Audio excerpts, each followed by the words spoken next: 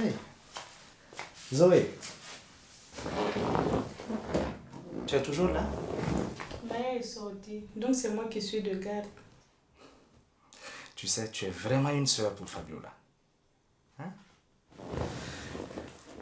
Alors, on dit quoi? Tu t'es mariée maintenant? J'ai failli être mariée. Comment ça? Du genre, tu as échappé à une catastrophe, quoi. C'est ça même. Je m'en suis aperçue à temps. J'ai filé vite. C'est vrai qu'on n'a pas eu le temps de parler de toi. Vu les circonstances. Oui, mais tu dois garder la primeur des infos pour moi. On va s'affairer après. Entre femmes. Bon, gardez vos petits secrets. Moi, je vais rejoindre mon ami Yul pour l'apéro. Mon mari est devenu un ivrogne. Même pas. Un petit whisky, ça ne fait du mal à personne. Moi qui pensais que tu étais un bon musulman. Ah, mais c'est le cas. J'essaie d'être un homme bien, droit et serviable. Pour dire que tu cherches un prétexte pour justifier ton whisky. Tu sais, l'islam n'est que bon comportement. Hein? Après, chacun sa croix. Chacun sa croix. C'est pas catholique, ça? C'est une façon de parler, chérie. Hein? Mathilda!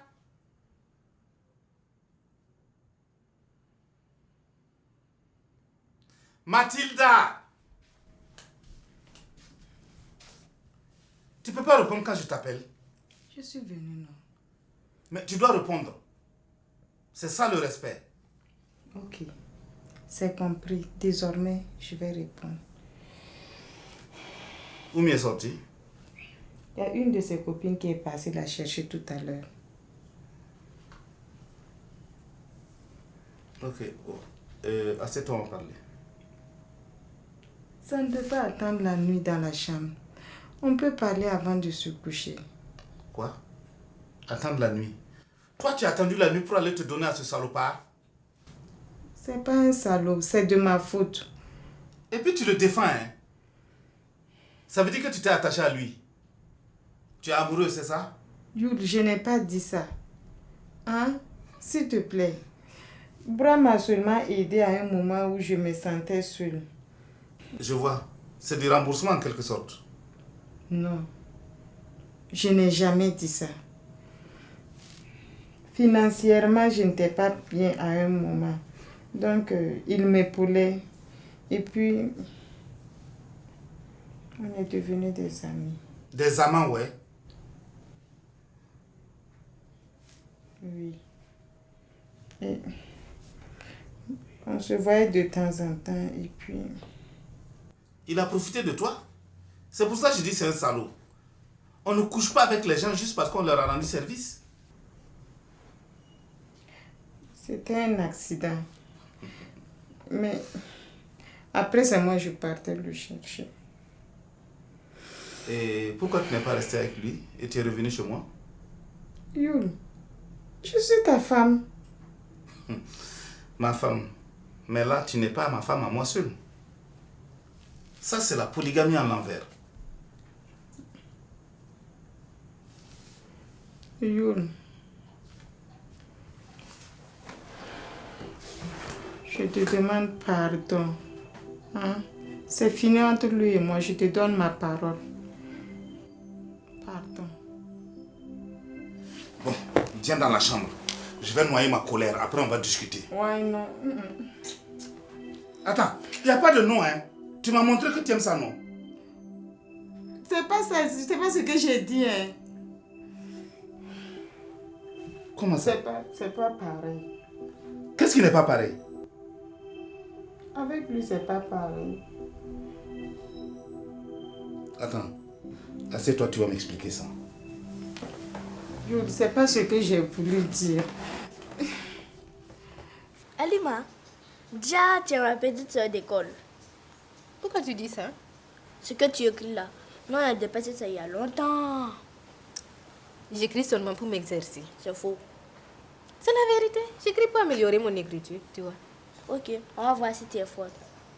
Devinette. Le matin, je marche à 4 pattes. À midi, je marche à 2 pattes. Et le soir, je marche à 3 pattes. Qui suis-je?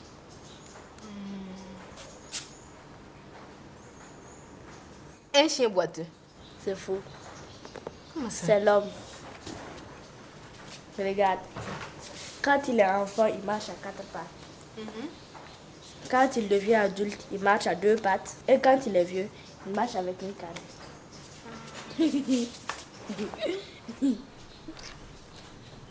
Eh, bonne arrivée, Sam. Sam, viens jouer avec nos devinettes. C'est la vérité, viens. C'est très intéressant.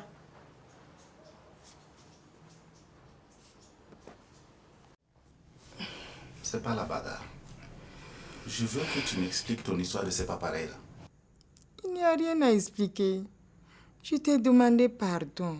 Laisse tomber, c'est fini. En fait, tu te refuses à moi.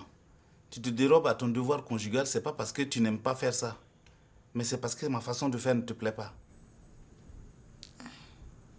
Jules, je n'ai pas dit ça. C'est juste que c'est différent. Lui, il sait m'écouter. Écoute, Mathilda, on est un vieux couple. On doit pouvoir se parler franchement. Parce que ça ne sert à rien de continuer à se voiler la face. Je sais que tu as des copines dehors, toi aussi. Bon, supposons. Mais moi, je suis un homme. Et un homme, ça regarde dehors de temps en temps. Les hommes et les femmes sont pareils. Détrompe-toi. C'est hormonal. L'homme est un chasseur naturel. Et la femme est une proie facile. Non. La femme doit attendre d'être chassée. En fait, d'être courtisée. D'accord. Ok. Dis-moi, depuis quand tu m'as courtisée? Mais je t'ai courtisé avant de t'épouser, non? Ah, pour me poser à la maison et sortir courtiser d'autres femmes? Non, c'est pas comme ça. Mais c'est la réalité, Youl. Tu ne sais pas qu'une femme a besoin de s'entendre dire certaines choses. Quoi, par exemple?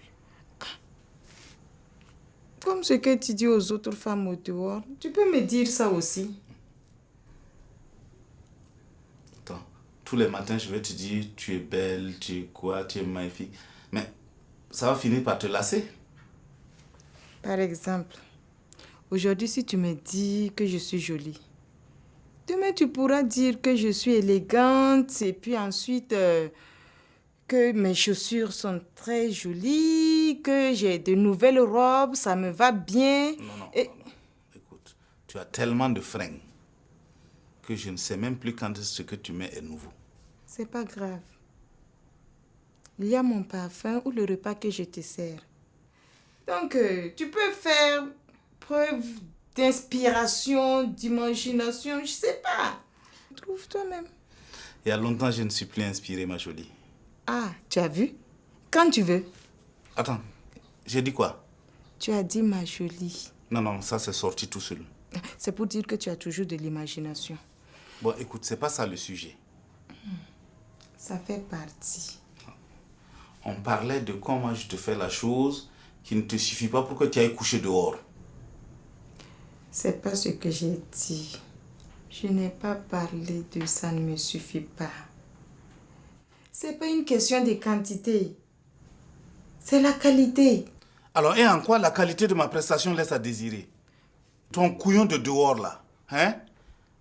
Qu'est-ce qu'il te fait que moi je ne te fais pas ou que je ne puisse pas te faire? Je n'ai pas dit mieux. C'est juste différent. Il sait m'écouter. Attends, mais tu as tes copines pour t'écouter, hein? C'est pas tout qu'on peut raconter aux copines. Une femme a besoin d'être comprise, d'être flattée. En fait, donc, tu veux que je te mente, quoi, c'est ça? Pourquoi pas? Si tu peux me dire quelque chose de gentil, je sais que c'est pas vrai, mais c'est agréable à entendre. Pourquoi pas? D'accord, je ne te mens pas assez, ok. Et ensuite? Pour faire simple, chérie, ce qui tue le couple, c'est la monotonie. Mais attends, la routine, ce n'est la faute à personne. Quand tu rentres tous les soirs, tu pues l'alcool et la cigarette. Mais tu parles mal, hein? Excuse-moi, mais c'est la réalité. Quand tu t'approches de moi avec ce parfum carabiné-là, tu penses que ça me donne envie? Tu ne passes même pas à la douche. Mais moi, je prends ma douche le matin avant de sortir, non? Je ne parle même pas des préliminaires. Le soir, moi, je suis fatigué, hein, pour les préliminaires. Quand tu arrives là, ça te prend combien de temps pour faire ça? À peine 2 minutes. Et puis, waouh! Tu te tournes, tu ronfles. Et moi, je reste là avec mon avis insatisfait. Hein? Ah. Donc, par finir, je me suis habituée à te dire que je n'ai pas envie pour que tu ne me déranges pas pour rien.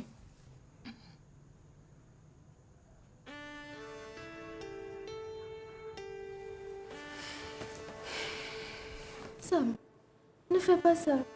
Pourquoi tu pleures? Tu as reçu une mauvaise nouvelle.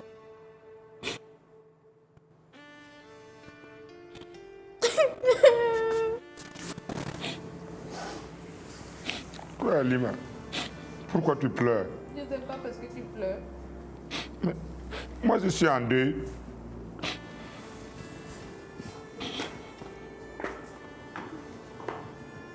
Sam, tu es en deuil?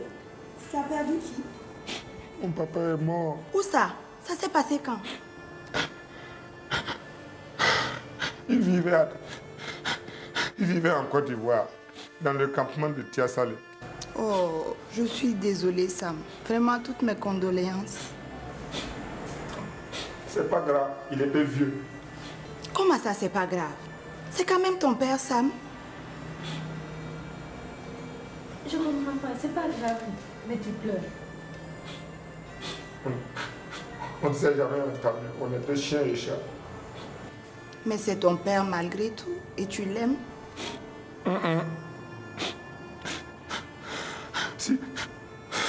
Si c'est ma maman, oh. Mais mon papa là,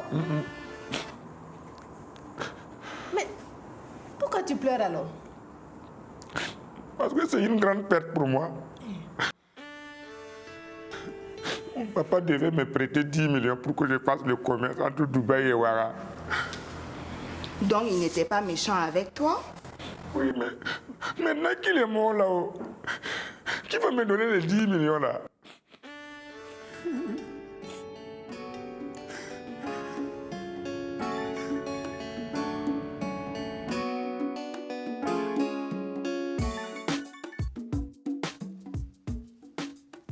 Chérie, tu ne vas pas travailler aujourd'hui?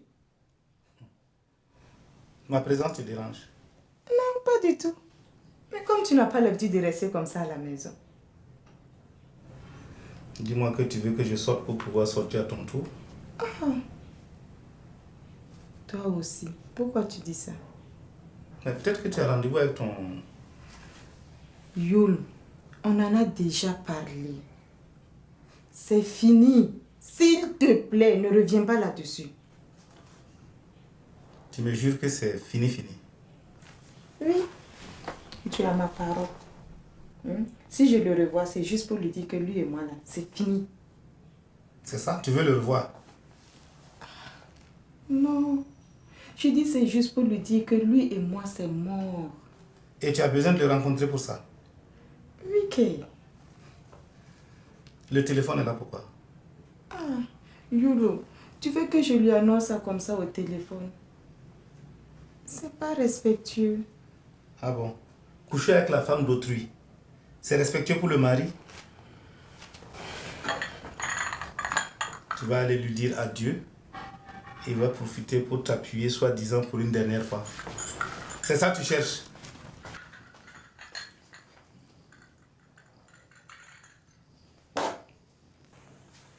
Chérie, tu sais que sa mère est en deuil? Oui, je l'ai vu tout à l'heure. Il avait un air bizarre. Je lui ai demandé ce qui ne va pas. Il m'a dit que son vieux était décédé et qu'il demandait la permission pour se rendre au village. Il a aussi demandé une avance sur son salaire. Il t'a dit que son village est en Côte d'Ivoire. Ah bon? Ça m'a ivoirien? Son père est un planteur en Côte d'Ivoire. Donc c'est là-bas qu'il doit partir. Ah bon? Il doit être vraiment choqué. Hein. C'est dur de perdre son père. Oui, il me fait penser à ma pauvre Lucie. Qui? La maman de Papou? Eva m'a dit que Barthélemy était passé au bureau. Il est sorti de prison? Faut croire, Barthélemy est toujours désagréable et menaçant. Chérie, tu devais prendre un vigile pour l'agence. Barthélemy lui-même, il est vigile. Tu veux que je l'engage pour me garder de lui-même? Mais non. J'espère au moins qu'il n'a pas menacé Eva. Non. Mais Eva a eu très peur. Parce que Barthélemy a menacé de me jeter un sort. Tu as jeté un sort à toi? Eva m'a dit qu'elle t'en a parlé. Oui, mais je lui ai interdit de t'en parler. De toutes les façons, ce sont des conneries. Je savais que tu allais dire ça. En fait, tu sais, les marabouts prédisent des choses que vous ne savez pas interpréter. Et ça peut être dangereux. Chérie, ne te fais pas de soucis pour ces aberrations. Hein? C'est juste des intimidations parce qu'il n'a pas d'autre recours contre toi. Aberration ou pas, c'est mieux de rester prudent. Eva et Maya sont allés voir une voyante pour ça. C'est juste une jetteuse de courrier. Elle a dit comme toi que Barthélemy était un homme méchant et mauvais et que je ne devais pas me retrouver seule avec lui. Et pour le sort qu'il t'a jeté. Ah, elle a dit qu'il ne pouvait rien contre moi. Donc tu vois qu'il n'y avait pas besoin d'aller consulter. Mais pour Eva, je vais lui tirer les oreilles. Eva n'a rien fait de mal. Elle m'a juste rendu compte. Oui, je voulais éviter de te stresser. Mais toi, tu as sauté les 2 pieds joints dans les courriers. Et où est le mal? Les marabouts disent des choses que vous ne savez pas interpréter. Ça peut être dangereux. Hein? Cheikh, tu es devenu spécialiste dans ces choses-là? Non, c'est une question de bon sens. Toutes les femmes font ça. Et il n'y a rien de mal à ça. Vous faites estorquer votre argent inutilement. Les marabouts disent souvent des choses vraies. Et ça peut aider à prendre des bonnes décisions. Ce sont des conneries. Hein? Ils vous mentent et vous vous payez. Par exemple, toi, on t'avait prédit que tu allais tomber enceinte. Tu l'as été. On t'a prédit que tu allais avoir un enfant. Tu as eu Papou. Mais ce qu'on a oublié de te dire, hein, c'est que ta grossesse allait couler et que l'enfant que tu allais avoir n'était pas de toi. Tu vois ce que je veux dire? En fait, je veux juste te faire comprendre que ce n'est pas une science exacte. Hein, et que chacun, en fait, interprète ce qu'on le prédit à sa manière. Du moins, comme ça l'arrange. En tout cas, ça donne de l'espoir. Et tout le monde sait que l'espoir fait vivre.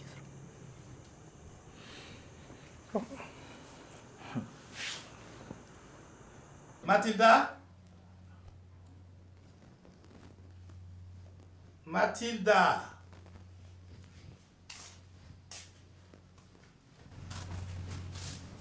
Mais je t'ai toujours dit de me répondre quand je t'appelle. J'ai répondu. Mais pourquoi tu fais cette tête-là, hein? Écoute, je te propose qu'on se réconcilie une bonne fois pour toutes. C'est vrai. Je suis d'accord. Allons dans la chambre, on va se réconcilier là-bas. Youn, on s'est réconcilié hier nuit. Même ce matin, on s'est réconcilié. Mais est-ce que ça empêche qu'on se réconcilie encore? Je suis fatiguée. Regarde, tu m'as trop manqué, hein? Et tout ça pour rien. Je dois me rattraper. Youn. Ah. Viens dans la chambre, tu pourras gémir autant que tu veux. Youn, on est ensemble tout le temps. On est ici tous les jours ensemble, non? Hein? Regarde, tu sais le bon médicament pour toi là, c'est ça. Et puis désormais là, ce sera matin, midi, soir. Tu veux me tuer ou quoi? Toi tu n'as rien vu d'abord. Allons dans la chambre, tu vas faire ton devoir conjugal. Ça là c'est plus devoir conjugal. Ça là c'est punition conjugale, je ne peux pas. Hey. Allons dans la chambre, tu vas faire, même si c'est conjugaison conjugale. Allez, allons-y. Arrête de discuter, c'est quoi faire? Je suis fatiguée, laisse-moi.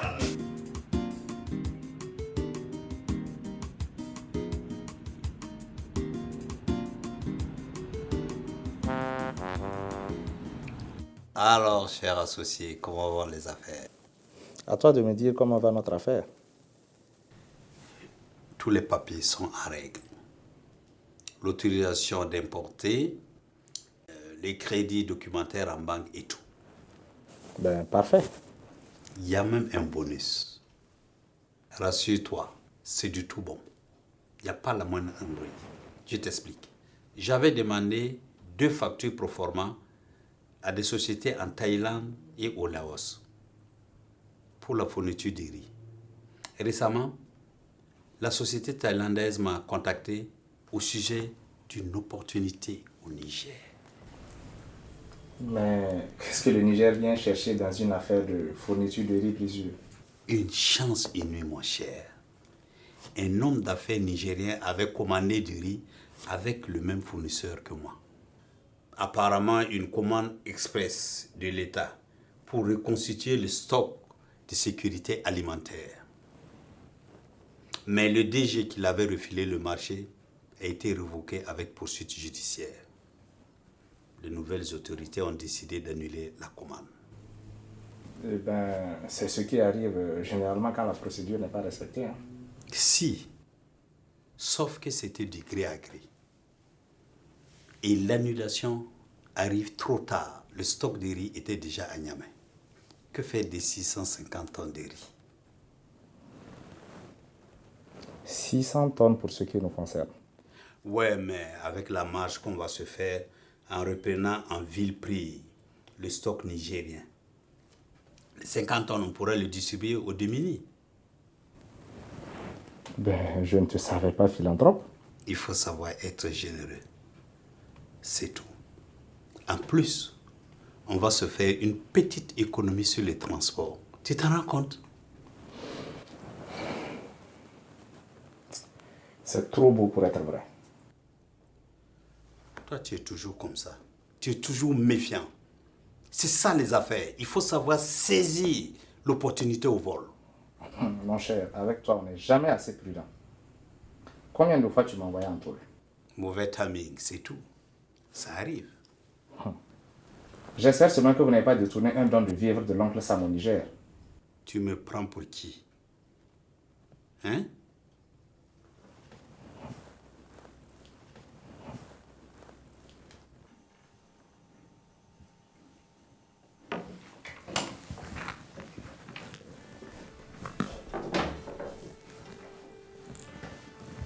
Madame, je suis venu pour vous demander la route. Aïe, tu n'attends pas le retour de ton patron? Oui, je lui avais déjà dit ce matin avant qu'il ne parte au boulot. Il m'a même donné une enveloppe pour les funérailles. Ok, c'est bien. Donc bon voyage. Et tu salues tout le monde de notre part. Je n'y manquerai pas, madame. Merci, madame. À bientôt, Sam. Je serai de retour dans 10 jours. Inch'Allah.